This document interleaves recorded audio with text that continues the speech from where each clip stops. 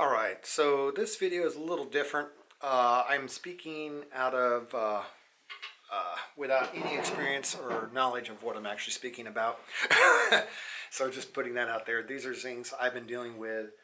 I was looking to get a new camera, and after doing a lot of research, I started leaning towards the GH5 or the GH5s, and everybody knows what the dilemma with that decision is. You've either got really great stabilization or you've got really great low light, and you don't get both. You either get one or the other, depending on which one you buy. The other thing is, if you're buying from reputable companies and you're buying something that's not used and you're buying it in the United States that's got warranty, you're only talking $500 difference between the GH5 and the GH5s. So it's not like you could say, well, I'll go with the GH5. It's $1,500 less or $1,000 less. It's not. It's 500 bucks. It's not even a huge difference when you really figure you're going to spend $3,000 by the time you get done with lenses and stuff. $3,000 to $4,000. $500 is not a whole lot to even weigh in on the decision. At least for me, it's not. And so that makes it really hard to decide. You know, where do I go with this? I film everything right now with my Sony RX100 Mark III. And I love this camera. I use it everywhere. Small has its advantages because it's convenient and you can use it. The issue is I really want to have stable shots. I'm tired of using warp stabilizer for everything. It gets old after a while. It takes a lot longer to get your video edited. It just is a pain. And the quality just isn't as good as if you had some kind of stabilization that was really good quality on your camera. Now, I've watched many videos with the GH5 and then another camera on a gimbal. And a gimbal is better, but not necessarily hugely better. The GH5 with the in-body stabilization and the stabilization on the lens, and then you also have electronic stabilization that you can turn on as well. It's pretty dang smooth. It's really, really pretty good. And you don't have to have a gimbal. But again, if you're spending that kind of money, you kind of want to, you've already got a cheap camera. With me, I got my RX100. I've already got a cheap camera that does pretty good, that's small, that I can use everywhere. If I'm getting a camera and I'm spending $3,000 to $4,000 on it, I want to make the right decision. When I did the Sony, I still did a lot of shopping. I spent, at the time I bought the Sony, it just came out. This Mark III had just came out. I think I spent like $900 on this thing. But $900 is a lot easier to swallow than $3,500 by the time you're done with lenses and batteries and the proper SD card and all that stuff. So it's a big investment, especially when you're someone like me and you really do this as you're learning, and you may not be ready for that gear.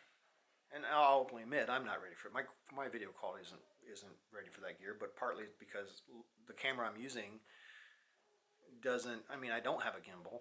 There's only so much I can do. Yes, the camera does not improve your skills.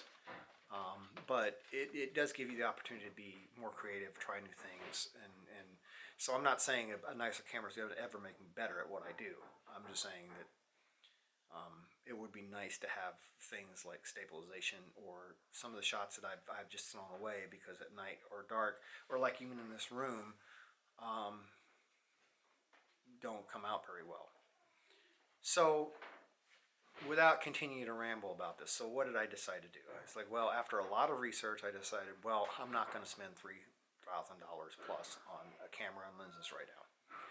I need to have more knowledge about this business and experience before making that kind of decision. Also, the other thing is you see people saying, oh, well, real film people that do real film don't use in-body stabilization. They use a gimbal, they use real gear, they use all that. That's fine.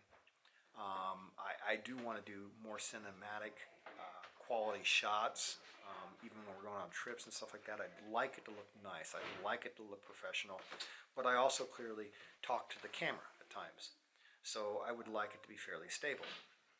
But again, as you get bigger and bigger and bigger, you're going to use it less. You may not want to carry it around all day to Disneyland. You may not want to carry it around all day on a cruise. Whereas this, like this Sony, you're going to have it with you. So that was the question. Am I going to use a camera that does excellent on low light, really phenomenal video quality, that doesn't have great stabilization? It's probably as good as the Sony here that I have here, to be honest, maybe a little better, but still not great. And when I'm trying to eliminate that issue, am I going to use that? Or am I going to just keep going back to the smaller camera for pretty much everything? Because the bigger one, unless it's a little light, how much it goes back to like when I was researching telescopes, and I mentioned this in the past. You could sure buy that Obsession that's 20 inches, and that's a beautiful scope, but after you go and set it up 3 or 4 times, how many more times are you going to use it? Are you going to really haul it out to the hills and spend an hour setting it up, or half hour setting it up, and then time tearing it down and making sure you have all your parts and making sure you have everything loaded before you go? Are you really going to use it? Or would you use that 8 or 10 inch scope a lot more? Even though the 8 or 10 inch scope could not see nearly what you can see on the 20, which one's really going to be used more because one is actually convenient? I mean, the reason people go to fast food and spend more money is, or go to a convenience store and spend more money, is because it's convenient.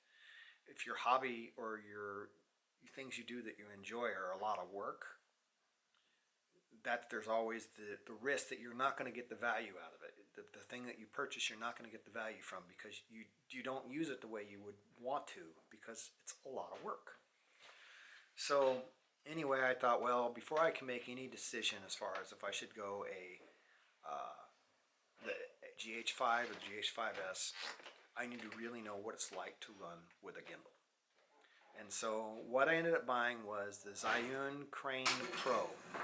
Now technically the Zhiyun Crane Pro is too big for my Sony RX100. My Sony RX100 is 270 grams, 260 grams, 280 grams. The Zhiyun requires 360 minimum. But that's okay. What I ended up doing was I just bought a bracket for mounting extra gear to your camera, and I bought some camera shoes that had the little screws on them, and I use those as weights. And by adding that to it, it ended up getting me really around 350 grams. And you'll see how I balance that on the camera. Balance that on the gimbal. And so I can use this RX100. It works just fine on the Crane Pro. I didn't want to buy the smaller crane because the whole point, if I'm spending $600 on a gimbal, I want it to actually, and I'm spending the money to use it on the camera that I'm going to buy, which with lenses is going to be 2.5 to 3 pounds minimum. Obviously, I don't want to buy too small of a gimbal. I'm not going to spend a bunch of money and then buy another gimbal later. So that's why I went ahead and got the Crane Pro, even though I have a small camera right now. Sorry for the lighting. See, this is an example of lighting. Now, I'm not on the gimbal at the moment. We're going to switch to that in a second. But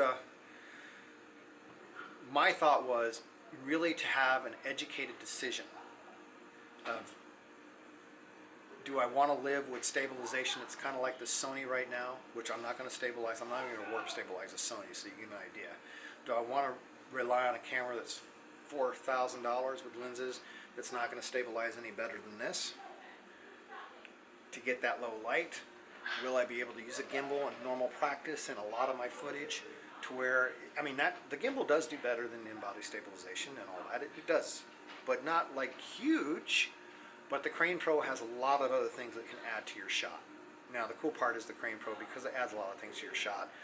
Even if I end up not using the gimbal a lot, I can still use that as a tool in the future, regardless of what camera I end up buying, to get those really cool shots. And I just may not use it as much as I'd like, but then I at least can have an educated choice, an educated decision. So as I was saying, that's where I've gone with this. What will the gimbal do for my current gear? And what have I observed so far? Well, right now I generally run 60 frames a second. The reason why is I have auto shutter on. All that stuff is auto because I'm vlogging, and so you want it to be fairly auto, but you don't want to go less than 1/60 of a second because then it really becomes really hard to warp stabilize anything. By doing that, you also have less potential for good low light because 1/60 of a second. Okay, so you're not going to get as good low light. The other thing is when you warp stabilize, and I have the electronic stabilization also enabled in the Sony, you've got extra cropping going on. You're going to lose probably 20% of your footage, 20% of your resolution.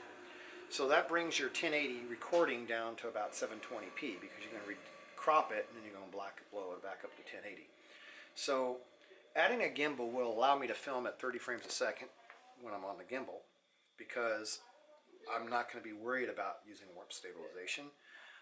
It'll also eliminate all that extra cropping. So I'm going to be able to have through 1080p on my videos because I'm not cropping them for warp stabilization and electronic stabilization. So adding the gimbal even to this camera has now increased my resolution and has increased my potential to get better low light because I change how I'm using my gear.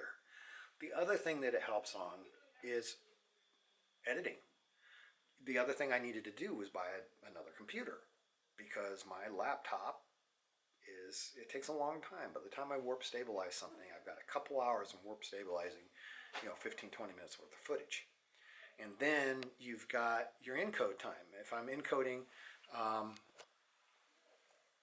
generally encode at 60 frames a second just because it still looks better. Even with warp stabilization, it still can be pretty, if you start throwing at 30, because warp stabilization, unless you go ridiculous, and you can only do warp stabilization I use 1%, and a lot of times, like when the background changes, but my foreground, where my face doesn't, you have to use the positioning tilt. You don't use warp. You just use where it just changes the picture this way, zoom in, zoom out, and I turn zoom in and zoom out off, so I just change the tilt. Otherwise, you start getting your background all warping, and your face is nice and straight, and that looks funky, even at 1%. So once you throw that into 30 frames a second, you really start noticing that even more because you still have a lot of motion there. So it just overall looks better at 60 frames a second, which if I have everything on a gimbal, I can actually encode it at 30 frames a second. Because I'm not going to have that kind of motion. Big jerky jumps for the most part shouldn't show. But you've even seen it when people use the gimbal. You'll watch them as they move the camera, and it's not smooth. They're going too fast. The human eye can see more than 30 frames a second. We don't view things at frames per second anyway. Our brain doesn't work that way. But this common perception, I don't know why people think. There's people out there that actually really think that we only see 30 frames a second. Seriously? Have they never gone to a movie theater and watched the film as the camera pans across and noticed the flicker? Now, I'm not talking flicker because of redrawing. It's film. Well, it was film up until everything went digital. But it's because it's 24 to 30 frames a second.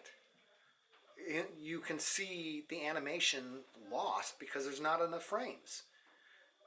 I don't know how anybody can say that I guess, anyway, I'm digressing.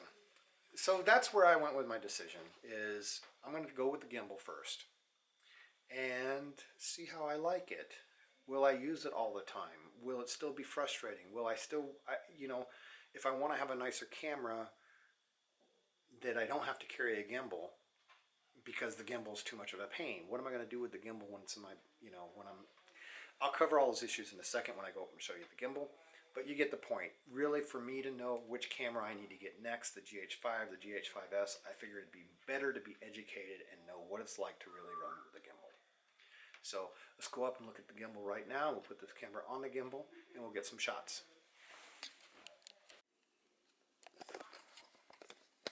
So here it is. And I'm not going to argue that this is a wonderful, cool piece of technology. It is really, really nice. But would you want to run with a gimbal? It's heavy. This thing is by itself. Well, here, let me first show you this. I added this. This is just the a little bracket that you can add to the bottom of the camera to add extra gear on the side. So I added this to the front of the gimbal.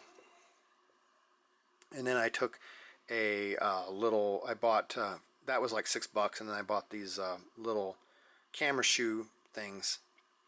And it came with some weight, these little screw things on the camera shoe. I had 2 camera shoes that you could mount on, and I just screwed that through, and so that gave me my extra weight.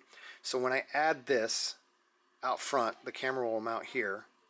That brings my Sony to about 350 grams, which is 10 grams under what this gimbal is rated for as a minimum, but it seems to work just fine.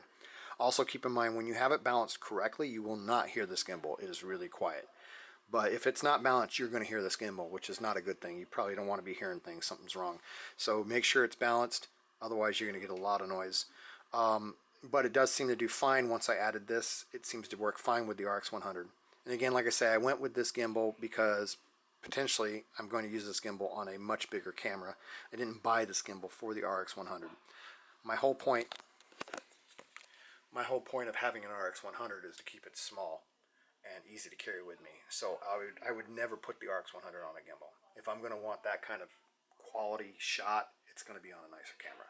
So I went this route so I could test this gimbal and get used to playing with the gimbal on my current camera and go from there. So the other thing I was going to notice is it's really tight.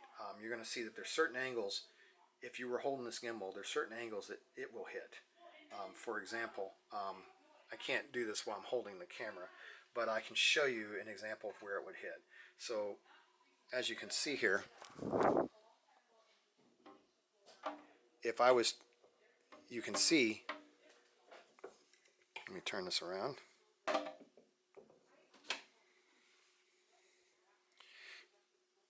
It hits. So of course this is going to be the problem with any of these kind of gimbals. You know, it's tight. So certain angles you are going to hit, so you just have to be aware of that. It's not a deal breaker, but obviously this is a tight gimbal, and if you want to keep it small and portable, that's what you're going to run into. You're going to have to. It's going to be tight. There's no way around it. But the question is, you know, how are you going to transport this? Let's say, for example, I go on a dinner cruise with my wife, and I just had the GH5 with me. It would have wonderful stabilization. I get some great shots, pretty good night shots. Not as good as the GH5s, but still really pretty good. And I just carry it around on my neck. You know, I got a strap on my neck, and I can go and make shots. If I had the GH5s, my stabilization is not going to be any better than what you're seeing here on my RX100, more than likely. Just based on the shots I've been seeing, it's probably about the same. So with the GH5s, if I want to have that, I gotta carry the gimbal with me. You're gonna have to, if you want to have that stay shot, you're gonna have to have the gimbal, no matter what. You're just gonna have to, if you're gonna have any kind of motion in it. So you know, can I make do? Yeah, I might be able to make do. I mean, I've been making do with the RX100 with pretty much just electronic stabilization and then warp stabilizing, but I kind of want to get rid of that. I want to step up my quality of video. I don't want to keep going down the same route that I've been going. But the issue is, let's say we have our camera on this gimbal. Let's say we have our camera on this gimbal. What do we do when we're not using it? Okay, we could put our little feet out. These feet close up, but you want to keep those feet on, because when you're not using it and you're like on a dinner cruise, you're going to have to set this down on the table or set it somewhere. It's going to be really hard to just put this in a backpack. It's pretty big. It's pretty big. So my initial impressions, like I say, it's not going to be light. This whole thing with the Sony on it weighs almost 3 3/4 pounds. The gimbal with the Sony RX100 on it. So by the time you put something like the Panasonic with a Sigma lens, it's going to be really heavy. So with that being said, I still don't know which direction I really want to go. Do I really want to just get the GH5s and deal with the fact that it doesn't have built-in stabilization, and know that I have a gimbal when I really want to take some cinematic shot, and then any other time just sacrifice. Someday am I going to just have to have both cameras?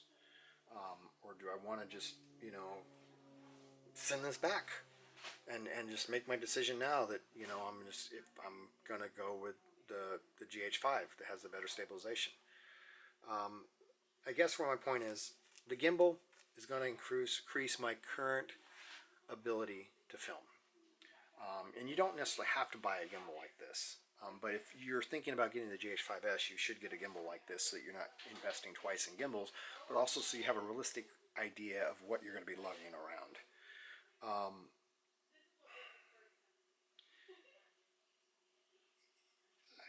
At this point, it's like, really, I'm going to have to just use this for a while. I'm going to see how much usability I get out of it, or how many times am I actually saying, forget it, I'm just going to go with my RX100 and shoot without the gimbal because it's too much work, like that big telescope. And if I start finding that I use it very little, then that means when I have the GH5s, I would also use it very little. And do I want to sacrifice having excellent shots for stability all the time with just the GH5, or only having excellent shots as far as stability when I feel like carrying around a big, heavy gimbal? I mean, some of these things might be fairly obvious to people that have obviously used gimbals before, but I'm speaking from someone that has never picked up one before, never actually held it in their hand before, and really had no concept of what to expect. How much work is this really going to be? Is this tool really going to be so much work that I don't use it? And that's where my fear is right now. It could be. It could be. And so that's where I have to decide, you know, low light, beautiful as that GH5s is, it may not be for me. But I guess I'd rather have, the other way I can look at it is I spent about $600 on this gimbal.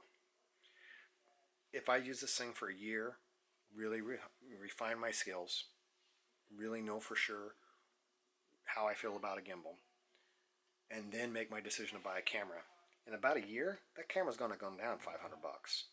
So this will keep me busy for a while. This will help me become more equipped to use tools like gimbals. It will allow me to take shots that I'd never been able to take before.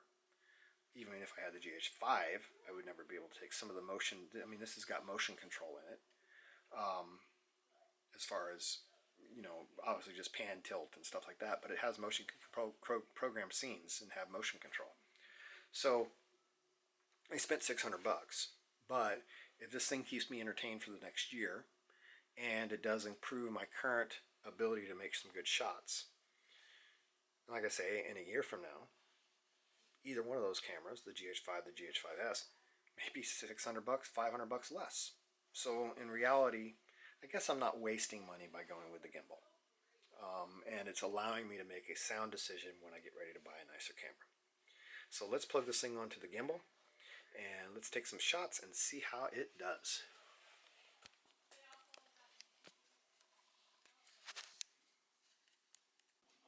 Hey. Yeah. Holy frick! Come on.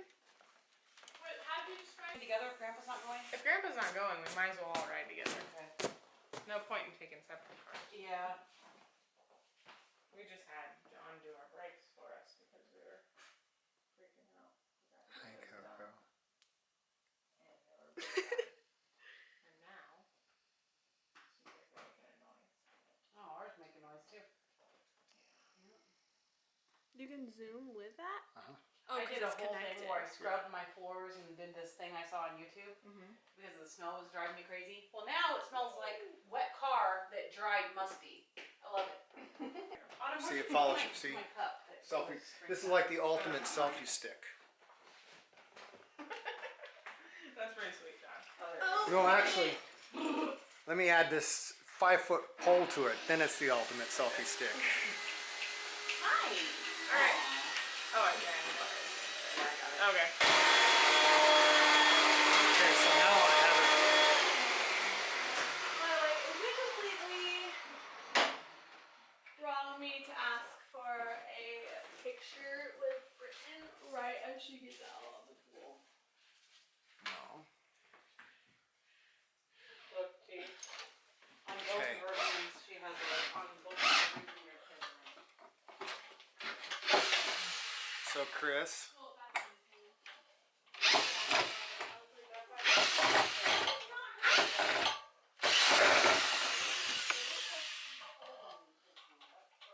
Are you talking to me? Yeah. Oh. Well, this is like, how's that for a selfie stick? it's pretty advanced. Get this piece in. Now, I'm pretty sure I'm not blind. let's go back. Okay, why would you have hair all the way down to your hand? Oh, come on. There's hair. He's got different skin tones and everything. Come on. So that's his left hand. Put a ring on it.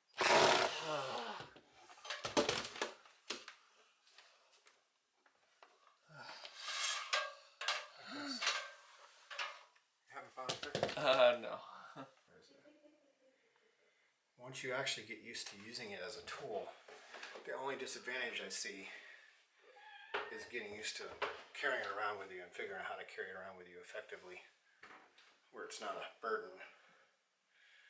But this is actually really cool. I'm still filming at 60p. I could have technically thrown it in 60 frames per second. I mean, I could have thrown it into 30.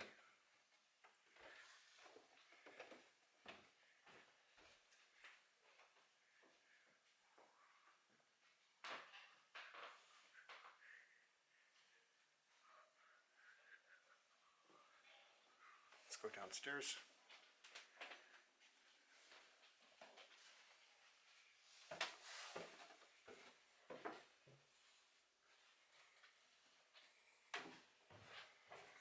Actually, I'm finding that once I put it on the monopod, I like it better because it's easier to hold with two hands.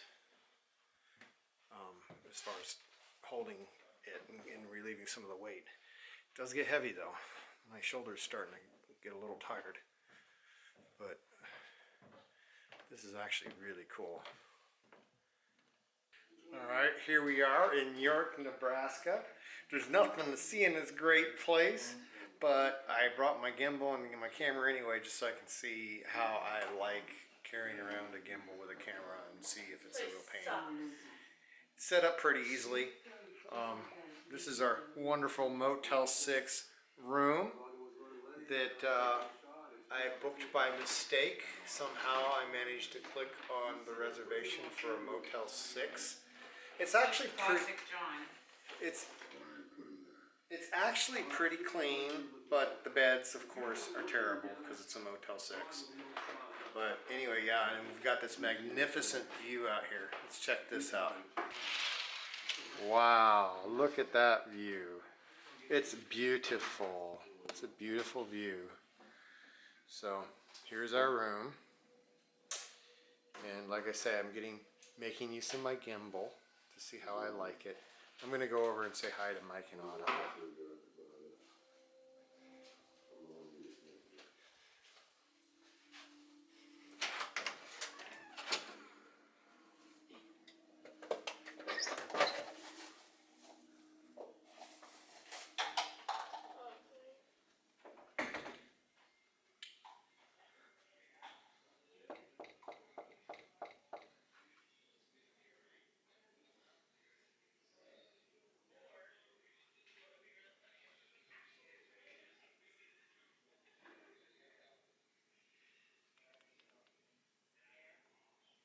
Is there anybody there? No one's answering.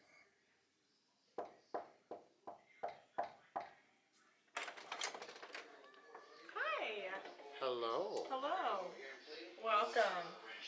Isn't our rooms the most beautiful rooms ever, Mike? I did good at booking this place, didn't I? Such an elitist place to stay. So I this- paid $20 more to stay someplace else. Wait, I thought you said he's paying us to stay here. Oh, that's the way it should be. I didn't mean to book these. I really didn't. Aren't these beds the most wonderful things ever? How's Robin taking it? She hates it. Yeah. We feel like we should probably put on a hazmat suit. It seems clean.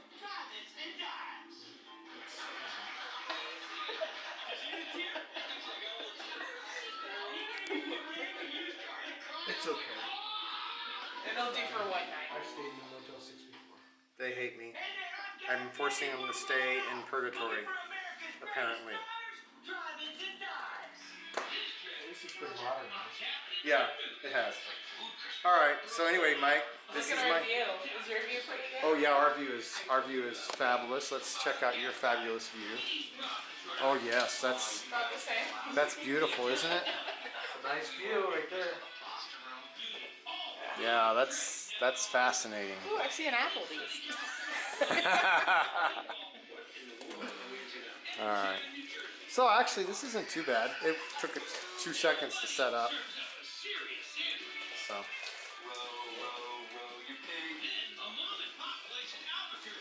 It's like flying, Mike. Yeah.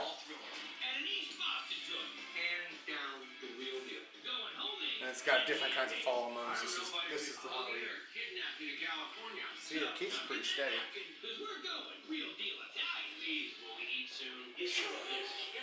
You're having fun. Yes. You're gonna be surprised. I got sword fight When with you go this. back and look at this footage. On guard!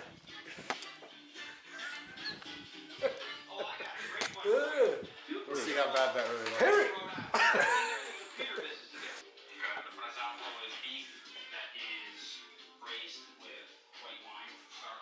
Oh, I'm going back to our mansion. Sweet. I'm gonna pee. Oh, that's nice.